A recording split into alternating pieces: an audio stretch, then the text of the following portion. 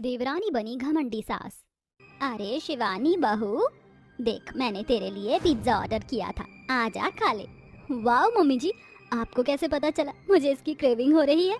मेरी प्यारी सुंदर सी बहू का कब क्या खाने का मन होता है मुझे पता चल जाता है। थैंक यू मम्मी जी। अरे उस कलुटी बहू को भी बुला ले, अकेले अकेले पिज्जा खाएंगे तो अच्छा नहीं लगेगा। माँ जी, काली जेठानी जी को क्यों बुला रहे हो आप? लो, वो खुद ही आ गई। अरे बड़ी बहू, तू क्या कर रही है? चल जा पिज्जा खा ले, ठंडा हो जाएगा वरना। शुक्रिया माँ जी। इसके बाद तीनों सास बहू बैठकर पिज्जा का मजा लेते हैं। अरे माँ जी, ये तो बहुत अच्छा पिज्जा है, मैंने कभी नहीं खाया। खाया भी कैसे होगा, आप तो हमेशा से गरीब घर में रही हैं। मुझे तो लग रहा है आपने पिज्जा भी आज पहली बार देखा है। मैं तो अमीर हूँ, कभी कभी मंगवाया करती थी घर में। बिल्कुल ठीक बोली मेरी प्यारी बहू। शुक्र कर कुसुम, इतनी गरीब और काली होने के बावजूद भी मेरे बेटे ने तुझे पसंद किया और इस घर की बड़ी बहू बनाया। जी माँ जी, मुझे रसोई में काम है, मैं बाद में बात करती हूँ। ऐसा कहकर कुसुम चली जाती है। वो मन ही मन बहुत रोया करती थी, क्योंकि ये पहली बार नहीं था लता और उसकी अमीर देवरानी ने मिलकर कुसुम की गरीबी का मजाक ना उड़ाया हो। लता ने हमेशा अपनी अमीर छोटी बहू शिवानी को ही प्यार किया, इसलिए वह उसकी हर ख्वाहिश पूरी करते थे। लेकिन वही बड़ी बहू कुसुम काली थी। पैसे शोहरत के बावजूद भी लता अपने घर में नौकर को ना रखकर सारा काम बेचारी कुसुम से ही करवाया करती थी और छोटी बहू एसी में बैठा करती थी। ऐसे ही एक सुबह सब नाश्ता करते हुए, अरे महेश बेटा, मुझे कालकाजी मंदिर जाना है, तू मुझे वहाँ ड्रॉप करता हुआ चलेगा? बड़े दिनों से मंदिर नहीं गई मैं। हाँ माँ बिल्कुल, चलिए मैं ड्रॉप कर दूंगा। माँ, मुझे आपसे कुछ कहना था। दरअसल मुझे काम के सिलसिले में न्यूयॉर्क जाना पड़ेगा, तो आशीर्वाद दीजिए कि मेरा काम अच्छे से वहाँ जम जाए और मैं खूब तरक्की करूँ। अरे मेरा आशीर्वाद तो सदैव तेरे साथ है। जानता है ना तू, जितना छोटा था उतना मैंने तुझे महेश से ज्यादा लाड किया है। ऐसा कहकर रविंद्र अपने बैग लेकर निकल जाता है। तभी लता भी अपने बड़े बेटे महेश के साथ कार में बैठकर चली जाती है। पर कुछ दूर आते ही एक ब्रेक फेल ट्रक अजीब से इधर उधर चल रहा था और उसकी टक्कर महेश की कार से हो जाती है, जिसमें लता चल बसती है। लेकिन आसपास के लोग जल्दी से महेश को हॉस्पिटल पहुंचा देते हैं। तभी दोनों बहू हॉस्पिटल में परेशान होती हैं कि डॉक्टर आता है। डॉक्टर साहब, माँ जी और मेरे पति बिल्कुल ठीक तो है ना? कुछ मेजर प्रॉब्लम तो नहीं हुई ना? बताइए, आप चुप क्यों हैं? हाँ डॉक्टर साहब, आप कुछ बताते क्यों नहीं हैं, बोलिए। I am sorry Kusum ji, आपकी मदर इन लॉ उसी वक्त अपनी जान गंवा बैठी थी, लेकिन आपके पति बच गए हैं और उनका एक पैर फ्रैक्चर हो गया है। दूसरा, वो सदमे में चले गए हैं, इसीलिए महीने भर तक ना बोल पाएंगे ना चल पाएंगे। आपको उनका बहुत ख्याल रखना है। नहीं नहीं, ये नहीं हो सकता। माँ जी तो मुझे इतना प्यार करती थी। हे माता रानी, ये क्या हो गया? आप ऐसा कैसे कर सकती है? माँ जी तो आपके दर्शन करने ही आ रही थी और मेरे पति के साथ भी ये क्यों हुआ? क्यों? जेठानी जी, संभालिए खुद को। तभी कुसुम अपने पति से मिलती है। जहाँ वो कुछ बोलने की कोशिश करता तो कुछ कह भी नहीं पा रहा था। वहीं घर पर जब लता की शोक सभा होती है तो दोनों बहू बहुत रोती हैं। फिर शिवानी की माँ रेवती उसे एक कोने में ले जाकर कहती है, अरे बेटा, तू क्यों अपने कीमती आंसू अपनी बुढ़िया जैसी सास के लिए बहा रही है? अरे ये तो खुशी का मौका है तेरे लिए। पूरे घर को हथिया ले, क्योंकि जेठ तेरा बिस्तर पर है और काम करने नहीं जा पाएगा। तेरा पति 6 महीने तक नहीं आएगा। इस घर को हथिया ले और अपनी जेठानी की लगाम खींच के रख, कहीं वो इस घर पर राज ना करे तेरी सास के जाने के बाद। आपने बिल्कुल ठीक कहा माँ, अब मैं बनूंगी अपनी जेठानी की सास। मैं चलाऊंगी हुक्म। रेवती अपनी बेटी को जेठानी के खिलाफ और भड़का देती है। कुछ दिन गुजरते हैं। एक सुबह शिवानी कहती है, हे भगवान, घड़ी में 11 बज रहे हैं। जेठानी जी, आपने अभी तक कुछ बनाया क्यों नहीं? मुझे भूख लग रही है। देखो, अगर आपको इस घर में रहना है तो मेरे मन मुताबिक रहना पड़ेगा, समझ आई बात? और सुबह 6 बजे उठकर जल्दी नाश्ता तैयार करना है, साफ सफाई करनी है। शिवानी, तुम इस तरीके से क्यों बात कर रही हो? क्या हुआ? ओह हेलो, आपसे जितना बोल रही हूँ अब से आपको उतना ही करना पड़ेगा, समझ में आई बात? माँ जी के कमरे और लॉकर की चाबी मुझे दे दीजिए। अब से मैं इस घर की मालकिन हूँ, क्योंकि माँ जी मुझे ज्यादा प्यार करती थी। लाओ दो। इतना बोलकर शिवानी कुसुम के हाथ से वो चाबी छीन लेती है और घर पर राज करना शुरू कर देती है। इसके बाद कुसुम उसके कहे मुताबिक वही नाश्ता वही काम करती है। उसका जब मन करता था अपने कमरे में बुलाती थी और अपने पैर दबवाया करती थी। इतना ही नहीं, सास के गुजरने के 2 हफ्ते बाद शिवानी शॉर्ट ड्रेस पहनकर घर पर किटी पार्टी करती है। ये देख कुसुम कहती है, शिवानी, ये सब तुम क्या कर रही हो? माँ जी को गए हुए ज्यादा दिन नहीं हुए, थोड़ी तो शर्म करो। अब आप मुझे बताएंगी कि मुझे क्या करना चाहिए क्या नहीं? मैं इस घर की मालकिन हूँ और अब मैं कुछ भी कर सकती हूँ। जाकर सबको जूस वगैरह सर्व कीजिए। उदास मन से कुसुम शिवानी के कहने पर सबको जूस और स्नैक्स सर्व करती है। अगले दिन कुसुम अपने हाथ से महेश को खाना खिला रही थी। अचानक उसकी तबीयत बिगड़ने लगती है। कुसुम उसको दवाई खिलाती है तो दवाई भी खत्म हो चुकी थी। वो भागती हुई शिवानी के पास जाती है। शिवानी, शिवानी तुम्हारे भाई साहब के लिए मुझे दवाई लानी है। उनकी तबीयत खराब हो रही है, मुझे कुछ पैसे दे दो माँ जी के लॉकर से। माँ जी के पैसे नहीं है, अब वो जेठानी जी मेरे हैं और मैं आपको क्यों दूं? पता है ना, जेठ जी काम पर नहीं जा रहे हैं तो घर भी मैं ही चला रही हूँ। शिवानी थोड़ा तो रहम करो, तुम्हारे जेठ जी की तबीयत बहुत बिगड़ रही है, मुझे दवाई लाने में भी समय लगेगा। मैं तुम्हारे आगे हाथ पैर जोड़ रही हूँ, मुझे पैसे दे दो। ठीक है दे दूंगी, पहले मेरे सामने जरा अच्छे से गिड़गिड़ाइए। बेचारी कुसुम अपने पति की दवाई लाने के लिए शिवानी के आगे गिड़गिड़ाती भी है, फिर शिवानी उसे पैसे देती है, जिसके बाद कुसुम जल्दी से अपने पति को दवाई लाकर खिलाती है। वक्त गुजरता है, शिवानी अपनी सास की जगह लेकर जेठानी के लिए घमंडी सास बन जाती है और घर पर कब्जा कर लेती है। घर के हालात महेश को भी बिस्तर पर पड़े पड़े समझ आ जाते हैं, लेकिन वो कहाँ कुछ कह पाता है। फिर एक दिन कुसुम जब रोते हुए अपने पति को खाना खिला रही थी तो महेश उसके आंसू पोंछता है। कुसुम मत परेशान हो। महेश जी, आपकी आवाज वापस लौट आई, मैं बहुत खुश हूँ। हाँ कुसुम, बस बहुत हो गया, अब तुम्हें रोने की जरूरत नहीं है। मैं रविंद्र को फोन करके सब कुछ शिवानी के बारे में बता दूंगा।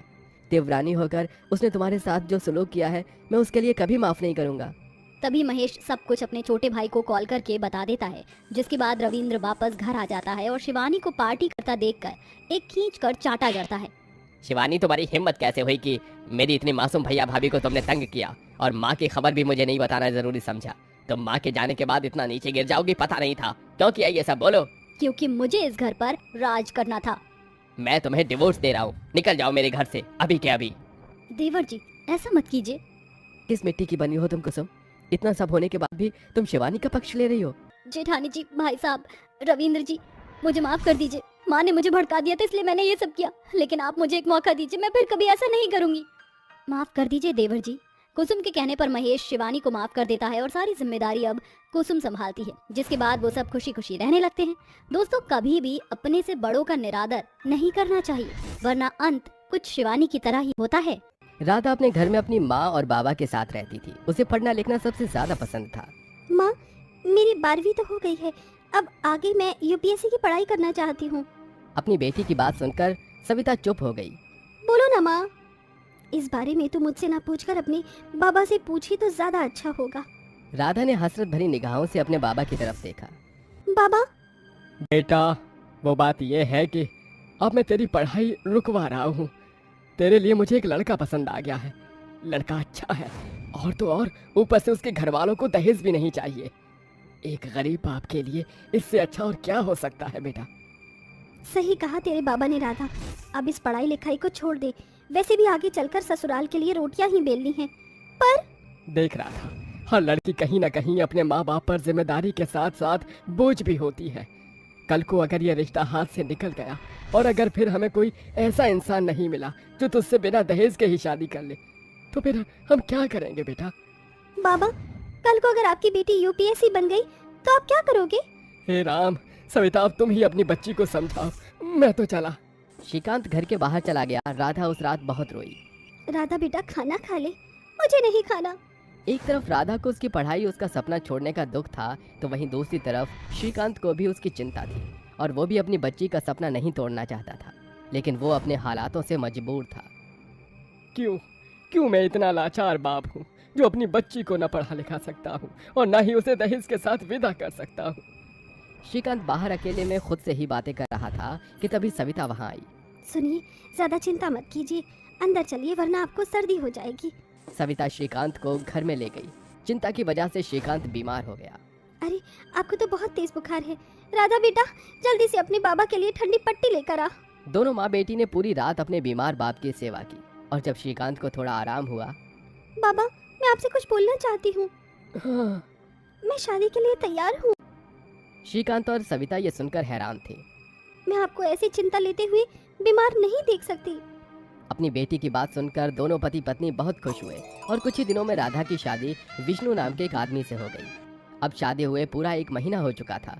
एक दिन राधा बोली, सुनिए विष्णु जी, मुझे आपसे कुछ बात करनी थी। बोलो। वो शादी के पहले मेरा सपना था कि मैं यूपीएससी की पढ़ाई करूं और इसी फील्ड में आगे बढ़ूं, लेकिन मेरे माँ बाबा के हालातों ने मुझे मेरा सपना पूरा नहीं करने दिया और मैंने बेदिल से शादी करने का फैसला ले लिया।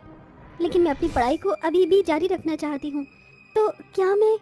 वैसे तो विष्णु बहुत अच्छे स्वभाव का था, लेकिन देखो राधा, अगर इसकी जगह तुम्हारी कोई और ख्वाहिश होती तो मैं ज़रूर पूरी करता, लेकिन माफ़ करना, इस सब के लिए मैं राज़ी नहीं हूँ। जो सपना था वो शादी के पहले था, अब शादी के बाद तुम्हारा काम घर को संभालना है, समझी? विष्णु ऐसा बोलकर वहाँ से चला गया। राधा दुखी हो गई, लेकिन बहू उदास मत हो। क्या हुआ अगर तेरा पति राजी नहीं है? तेरे पति की माँ तेरे साथ है। राधा ने उसे हैरानी से देखा। जानती हूँ तुझे अजीब लगा होगा, लेकिन बहू तू नहीं जानती कि मेरा भी यही सपना था, लेकिन मैं उसे पूरा नहीं कर पाई। आज मुझे तेरे अंदर मेरी ही परछाई नजर आ रही है, तो मैं चाहती हूँ कि जो मैं नहीं कर सकी वो तू करे। मैं तेरे साथ हूँ। अपनी सास की बात सुनकर राधा की आंखें भर आईं और उसने तभी यूपीएससी के एग्जाम की तैयारी शुरू कर दी। राधा घर में ही तैयारी कर रही थी। एक दिन वर्षा का बड़ा बेटा और बहू घर आई। उस समय राधा कमरे में पढ़ाई कर रही थी। नमस्ते माँ जी। नमस्ते, तू बैठ, मैं तेरे लिए पानी लाती हूँ। शुक्रिया। वैसे माँ, मेरी देवरानी कहाँ है? हाँ, राधा, राधा बेटा। लगता है कि माँ जी बुला रही हैं। राधा अपनी कॉपी किताबों को बिना संभाले ही कमरे से बाहर आ गई। जी सासू माँ। अरे आप? हाँ, हम। बहू, अब क्या ऐसे ही खड़ी रहेगी?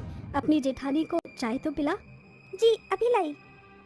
और हाँ, उसके बाद रोटियां बना लेना और फिर पूरे घर की अच्छे से सफाई भी कर देना। जी। राधा ने ऐसा ही किया। उसे देख सोना बोली, मामी जी, आप तो राधा से बहुत काम करवाती हो, मुझसे तो आपने कभी नहीं करवाया।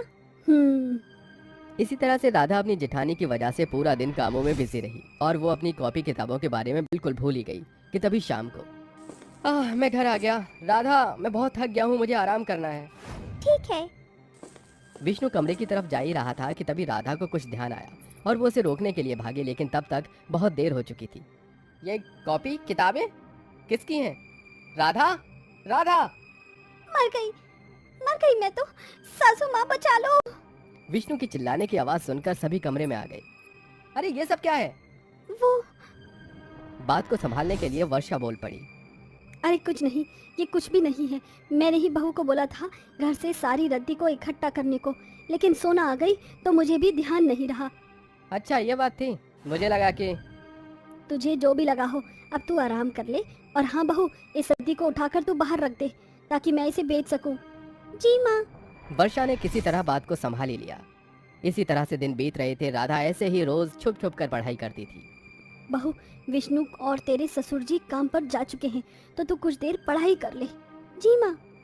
इसी तरह से राधा घर में ही अपनी पढ़ाई करती और देखते ही देखते उसके एग्जाम का भी टाइम आ गया। और इसी तरह छिपकर राधा अपनी सास की मदद के सहारे एग्जाम देने गई, लेकिन वहां से लौटकर आने में देर हो गई। कहाँ थी तुम? क्या तू हमेशा बहू का चौकीदार बना रहता है? कहाँ थी, क्या कर रही थी? अब बस भी कर। मैंने ही इसे मेरी एक सहेली के यहाँ किसी काम से भेजा था। सच? हाँ बिल्कुल सच। विष्णु चुप हो गया और वहां से चला गया। माँ, आपका बहुत बहुत शुक्रिया। बस मैं चाहती हूँ कि मैं आपका विश्वास कायम रखूं और इस एग्जाम को पास कर लूं। बहू, मुझे यकीन है कि हमारी मेहनत जरूर रंग लाएगी। इसी तरह से दिन बीत गए और आज यूपीएससी का रिजल्ट आने की बारी थी। राधा और वर्षा के दिल की धड़कन थमी हुई थी कि तभी इंटरनेट पर रिजल्ट आया और खुद को पास्ट स्टूडेंट्स की लिस्ट में देखकर राधा हैरान हो गई। बहू, हमने कर दिखाया। सासू माँ। जैसे ये खबर विष्णु तक पहुंची तो वो भी हैरान हो गया। मुझे माफ कर दो राधा, मैंने जिस चीज से तुम्हें रोका, आज यही चीज मुझे तुम्हारे ऊपर गर्व महसूस करा रही है। तुम्हारा शुक्रिया। माफी मत मांगी, और माँ के साथ के बिना तो ये सपना पूरा होना नामुमकिन था। शुक्रिया मेरा नहीं, माँ का अदा कीजिए। मैंने क्या किया? तेरी मेहनत और शिद्दत तुझे यहाँ तक लाई है। हाँ, हम दोनों की मेहनत। हाँ, ये सही है। आखिरकार एक गरीब सास ने अपनी बहू को यूपीएससी ऑफिसर बनवा ही दिया। अब उनके घर की तंगी भी खत्म हो चुकी थी। इस तरह राधा ने बस अपने ही नहीं, न जाने कितने ऐसे लोगों की आंखें खोली थी जो सोचते हैं कि लड़कियां कुछ नहीं कर सकती, और फिर सभी खुशी खुशी रहने लगे।